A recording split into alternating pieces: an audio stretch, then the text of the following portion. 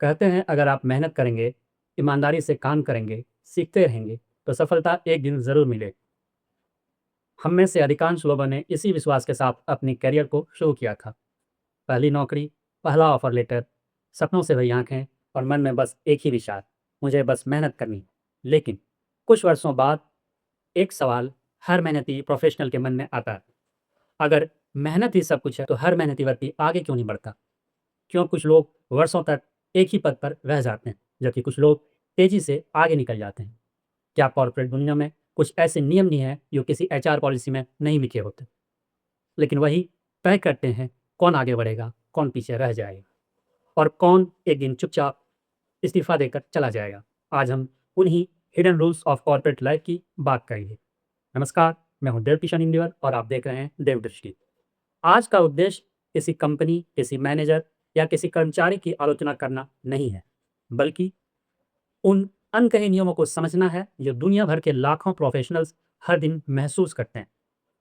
और सबसे महत्वपूर्ण बात, हम केवल समस्याओं की बात नहीं करेंगे, हर समस्या के साथ उसका समाधान ही खोजेंगे। हार्ड वर्क बनाम स्मार्ट विजिबिलिटी। हम सब ने बचपन से एक ही बात सुनी है, मेहनत का फल जरूर मिलता है। यह बात आज ही सच है, लेकिन कॉर्पोरेट दुनिया में एक और सच्चाई भी है। केवल मेहनत प्रमोशन की गारंटी नहीं होती। मान लीजिए दो कर्मचारी हैं, दोनों मेहनती हैं, दोनों समय पर काम पूरा करते हैं, दोनों भरोसेमंद हैं, लेकिन 5 साल बाद एक मैनेजर बन जाता है और दूसरा अब भी उसी पद पर है। ऐसा क्यों? प्रमोशन का गणित सिर्फ हार्ड वर्क से नहीं बनता, उसमें जुड़ते हैं performance, business impact, communication, visibility, leadership potential और सही समय। बहुत से लोग सोचते हैं मेरा काम खुद बोल देगा, लेकिन सच्चाई यह है कॉर्पोरेट दुनिया में अच्छा काम बिकना भी चाहिए। इसका मतलब अपनी तारीफ करना नहीं है, बल्कि अपने काम का प्रभाव बताना है। आपने क्या सुधारा, कितना समय बचाए, कितनी लागत कम हुई, क्लाइंट ने क्या सराहा। याद रखिए, डेटा हमेशा धारणा से ज़्यादा प्रभावशाली होता है। द इनविजिबल केल, माइक्रो मैनेजमेंट, भरोसे की कमी या नियंत्रण की आदत। कल्पना कीजिए आपको आपकी योग्यता देखकर नौकरी दी गई, कई चरणों के इंटरव्यू हुए, आपकी क्षमता पर भरोसा करके आपको चुना गया, लेकिन कुछ ही महीनों बाद हर एक ईमेल भेजने से पहले अप्रूवल, हर प्रेजेंटेशन से पहले रिव्यू, हर छोटे निर्णय के लिए परमिशन। धीरे धीरे आपका समय काम करने में कम और अनुमति लेने में ज़्यादा बिकने लगता है। यहीं से शुरू होता है माइक्रो मैनेजमेंट। लेकिन क्या हर मैनेजर ऐसा जानबूझकर करता है? ज़रूरी नहीं। कई बार इसके पीछे कई कारण होते हैं। प्रोजेक्ट का असफल होने का डर, क्लाइंट का दबाव या लीडरशिप ट्रेनिंग की कमी, या यह विश्वास कि अगर मैं हर चीज़ पर नज़र नहीं रखूंगा तो काम बिगड़ जाएगा। लेकिन इस सोच की सबसे बड़ी कीमत पूरी टीम चुकाती है। धीरे धीरे कर्मचारी अपनी क्षमता से नहीं, मैनेजर के मूड के अनुसार काम करने लगता है। वह जोखिम लेना छोड़ देता है, नए विचार देना बंद कर देता है और सिर्फ निर्देशों का पालन करने लगता है। यानी काम तो होता है, लेकिन इनोवेशन मरने लगती है। एक दिलचस्प बात पर ध्यान दीजिए, कुछ टीम में सबसे सफल कर्मचारी वह नहीं माना जाता जो सबसे अच्छा काम करता है, बल्कि वह जो जानता है कि किस समय पर किस व्यक्ति से किस अप्रूवल के लिए मेल भेजना है। अगर किसी संगठन में प्रोसेस पर्पस से बड़ा हो जाए, तो समझ लीजिए समस्या शुरू हो चुकी है। इसका समाधान क्या है? अगर आप मैनेजर हैं, तो आप लोगों को नियंत्रित करने के बजाय उन्हें परिणाम देने की स्वतंत्रता दीजिए। हर कदम को नहीं, फाइनल आउटकम को मापिए। गलती होने पर व्यक्ति को नहीं, प्रोसेस को सुधारिए। और अगर आप एम्प्लॉय हैं, तो केवल समस्या लेकर मत जाइए, हमेशा 2 या 3 समाधान भी लेकर साथ जाइए। उदाहरण के लिए, सर या मैडम, इस समस्या के 3 विकल्प हैं, मेरी रिकमेंडेशन दूसरी विकल्प है। ऐसी बातचीत धीरे धीरे विश्वास भी बढ़ाती है और आपकी क्रेडिबिलिटी को भी, क्योंकि लीडरशिप का उद्देश्य हर निर्णय स्वयं लेना नहीं, बल्कि ऐसी टीम बनाना है जो आपके बिना भी सही निर्णय ले सके। Always available. क्या वर्क लाइफ बैलेंस अब सिर्फ पीपीटी की एक स्लाइड बनकर रह गया है? आज कॉर्पोरेट दुनिया ग्लोबल हो चुकी है। क्लाइंट्स अलग अलग देशों में हैं, टीम्स अलग अलग टाइम जोन में काम करते हैं। इसलिए कभी कभी देर रात मीटिंग होना पूरी तरह स्वाभाविक हो जाता है, नॉर्मल हो जाता है। समस्या देर रात की एक मीटिंग नहीं है, समस्या तब शुरू होती है जब एक्सेप्शन एक्सपेक्टेशन बन जाता है। सुबह इंडिया कॉल, दोपहर इंटरनल रिव्यू, शाम क्लाइंट मीटिंग और रात को एक mail. Can they have a quick call? Corporate दुनिया में क्विक कॉल कई बार 45 मिनट की होती है। धीरे धीरे कैलेंडर आपकी ज़िंदगी चलाने लगता है। वीकेंड पे कभी नहीं, बफर बन जाता है और फिर लोग इसे डेडिकेशन समझने लगते हैं। लेकिन देर तक ऑनलाइन रहना हमेशा प्रोडक्टिव होने का प्रमाण नहीं होता। थका हुआ व्यक्ति कुछ समय तक अच्छा काम कर सकता है, लेकिन लंबे समय तक नहीं। इसका समाधान क्या है? मैनेजर्स के लिए यहाँ संभव हो मीटिंग को प्लान कीजिए, टाइम जोन का संतुलन रखिए। हर मीटिंग से पहले अपने आप से पूछिए, क्या यह मीटिंग वास्तव में ज़रूरी है? और एम्प्लॉयज़ क्या करें? अपनी बाउंड्रीज सम्मानपूर्वक स्पष्ट रहिए। प्रायोरिटी पर बात कीजिए। ज़रूरत पड़ने पर नहीं कहना सीखिए, क्योंकि हार्ड वर्क ज़रूरी है, लेकिन बर्नआउट कभी भी सक्सेस स्ट्रेटेजी नहीं हो सकता। द प्रमोशन में क्या प्रमोशन सिर्फ मेहनत से मिलता है? अब बात करते हैं उस सवाल की जो शायद हर कर्मचारी ने अपने कैरियर में कभी न कभी खुद से पूछा है। मेरे साथ ही ऐसा क्यों हो रहा? मैं मेहनत करती हूँ या करता हूँ, समय पर काम पूरा करता हूँ, एक्स्ट्रा रिस्पॉन्सिबिलिटी लेता हूँ या लेती हूँ, फिर भी प्रमोशन किसी और को मिल जाता है। ऐसा क्यों? कुछ लोग तुरंत जवाब देते हैं, ऑफिस पॉलिटिक्स। कोई लोग कहते हैं बॉस का फेवरेट होना। हो सकता है कभी कभी ऐसा सच भी हो, लेकिन हर बार नहीं।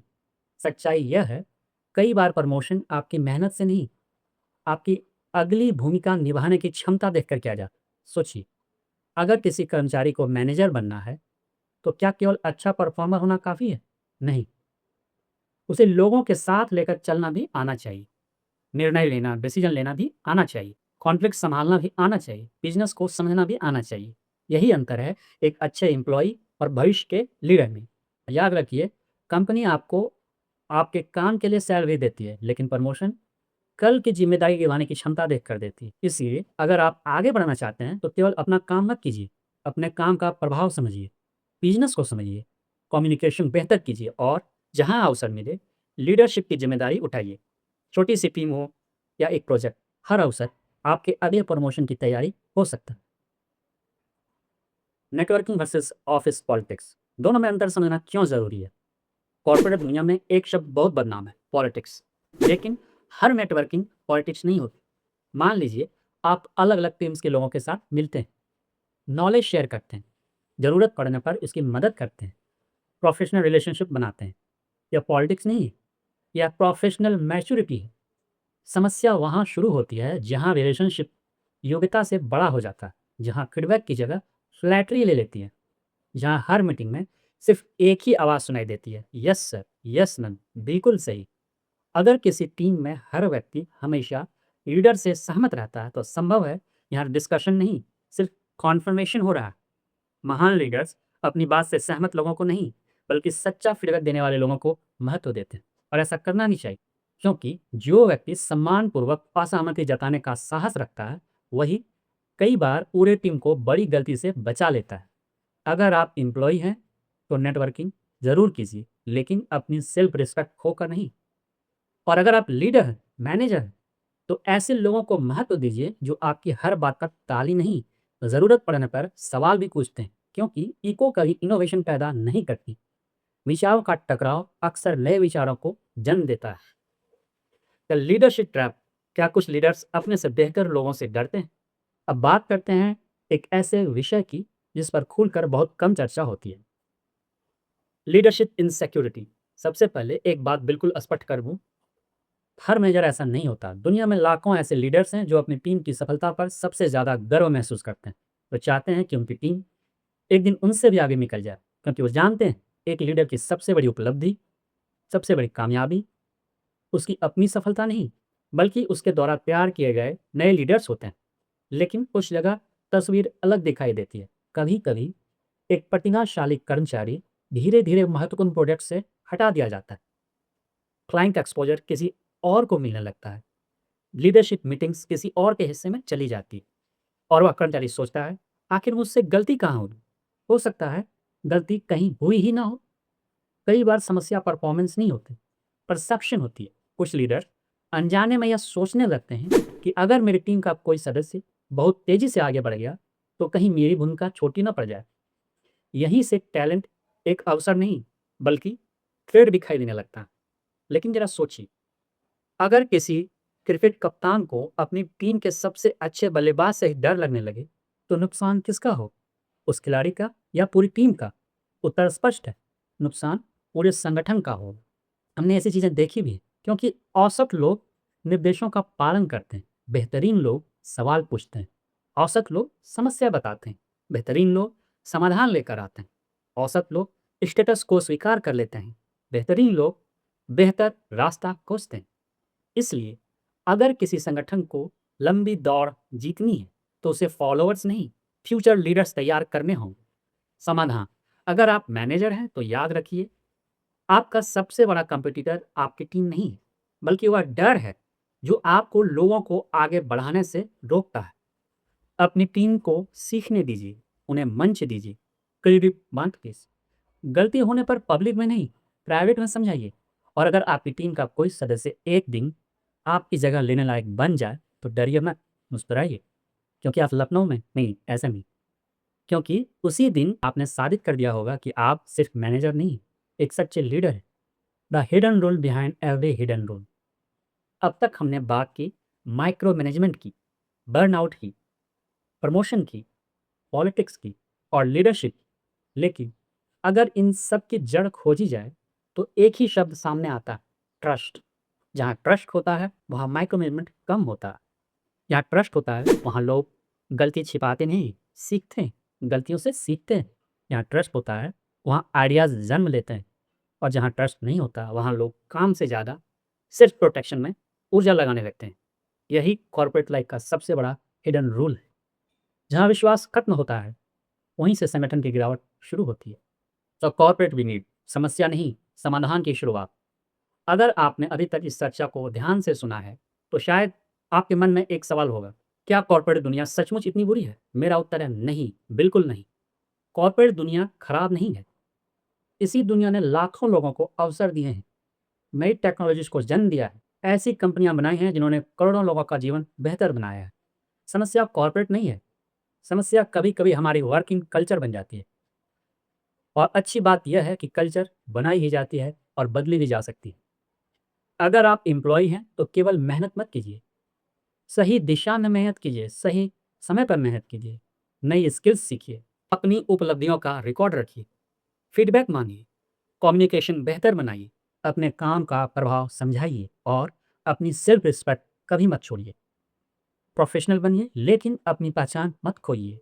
अगर आप मैनेजर्स हैं, लीडर्स हैं, तो याद रखिए, आपके पास केवल टारगेट्स नहीं, आपके पास कई परिवारों की उम्मीद है।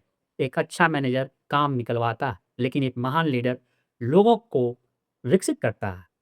अगर आपकी टीम अच्छा काम करे तो क्रेडिट दीजिए, अगर गलती हो तो व्यक्ति नहीं, प्रोसेस सुधारिए।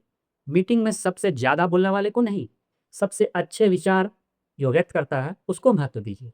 और अपने आसपास ऐसे लोग रखिए जो ज़रूरत पड़ने पर आपसे असहमत होने का साहस रखते हैं, क्योंकि जो व्यक्ति आज आपकी गलती बताने की हिम्मत रखता है, वही कल आपकी सबसे बड़ी सफलता का कारण बन सकता है। अगर आप सीनियर लीडरशिप में हैं, तो आज अपने आप से केवल एक प्रश्न पूछिए: क्या मेरी टीम मुझसे डरती है या मुझ पर विश्वास करती है? क्योंकि जहाँ फियर होता है वहाँ क्रिएटिविटी धीरे धीरे मरने लगती है, लेकिन यहाँ साइकोलॉजिकल सेफ्टी होती है, वहाँ साधारण लोग भी असाधारण काम करके दिखाते हैं। दोस्तों, आज की चर्चा का उद्देश्य किसी कंपनी, किसी मैनेजर या किसी एम्प्लॉय को दोष देना नहीं था। सच्चाई यह है, गलतियां हर स्तर पर होती है, लेकिन हर समस्या अपने साथ एक अवसर भी लेकर आती है। अगर हम माइक्रो मैनेजमेंट की जगह ट्रस्ट ला सकें, पीयर की जगह डायलॉग ला सकें, पॉलिटिक्स की जगह फेयरनेस ला सकें और इनसिक्योरिटी की जगह लीडरशिप ला सकें, तो केवल एम्प्लॉयज़ नहीं, पूरे संगठन बदल सकते हैं। क्योंकि great companies become great not because they hire extraordinary people, but because they help ordinary people become extraordinary. जाने से पहले मैं आप लोगों के लिए सिर्फ एक सवाल छोड़कर जाना चाहता हूँ। अगर कल आपको अपनी टीम का लीडर बना दिया जाए, तो क्या लोग आपके साथ काम करना चाहेंगे या केवल आपके लिए काम करेंगे? इन दोनों में बहुत बड़ा अंतर है। अगर आपको आज का यह विश्लेषण सार्थक लगा, तो कमेंट में सिर्फ अपनी शिकायत मत लिख, अपना समाधान भी लिखिए। क्योंकि इशारों का उद्देश्य विवाद पैदा करना नहीं, परिवर्तन शुरू करना होना चाहिए।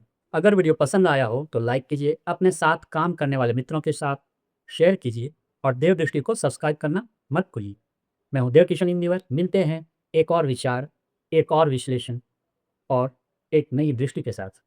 तब तक सीखते रहिए, सवाल पूछते रहिए और ऐसे लीडर बनिए जिसके साथ लोग काम करना चाहें, सिर्फ उसके लिए नहीं। नमस्कार, टेक केयर, वंदे मातरम, जय हिंद।